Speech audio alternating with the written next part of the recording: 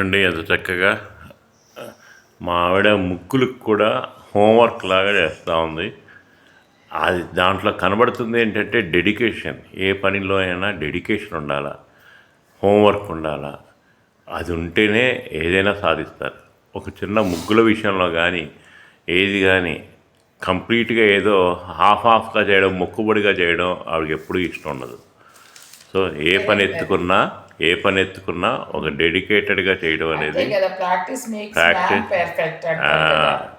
అది ఈ కాలంలో పిల్లలు అందరూ తెలుసుకోవాల్సిందే.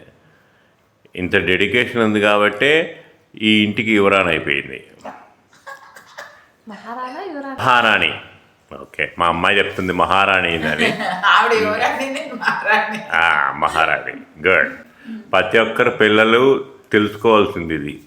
ఇర్రెస్పెక్ట్ అది ఏవైనా కానీ, చదువులో కానీ చిన్న విషయాల్లో కానీ డెడికేషన్ ఉండాలా, హోంవర్క్ ఉండాలా, హార్డ్ వర్క్ ఉండాలా, ప్లానింగ్ ఉండాలా. 7 గంటలకి ముగ్గులు వేయాలంటే 5 గంటలకే లేచి కూర్చొని ప్రాక్టీస్ చేస్తుంది. అది ప్లానింగ్. అది great, good. Please like, share and do subscribe. Radhe Radhe.